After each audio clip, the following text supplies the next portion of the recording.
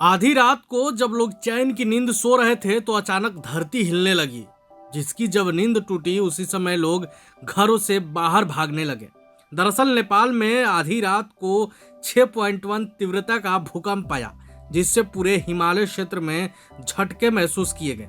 बिहार के पटना और आसपास के इलाकों में भी झटके महसूस किए गए। समाचार एजेंसियों की माने तो भूकंप नेपाल के सिंधुपाल चौक जिले के भैरवकुंडा के आसपास सुबह करीब 2:30 बजे आया।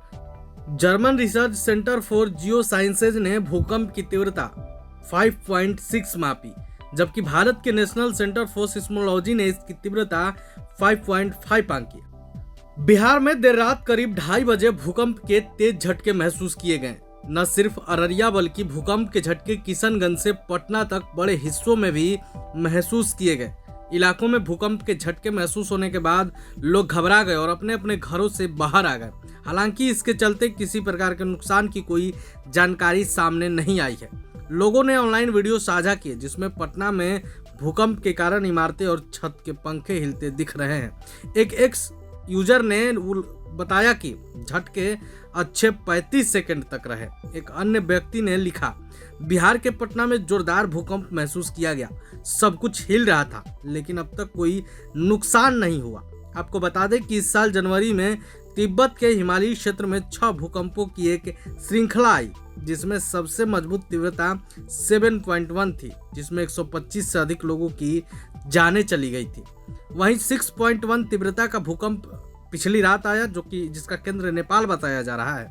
आपको बता दें कि इससे विशेष रूप से क्षति नहीं हुई है।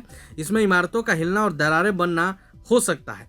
शुक्रवार की भूकंपीय गतिविधि की सीमा का अभी तक पता नहीं चल पाया है और अब तक किसी का नुकसान या हताहत होने की कोई जानकारी नहीं मिली है। बिहार में एक सप्ताह पहले भी भूकंप के झटके महसूस किए गए थे, जिसकी तीव्रता रिएक्टर स्केल पर 4.8 मापी गई थी। हालांकि ये भूकंप के झटके हल्के रहे थे, लेकिन लोग दहशत में आ गए थे। इस भूकंप का केंद्र सिवान था और इसकी गहराई 106 किलोमीटर थी।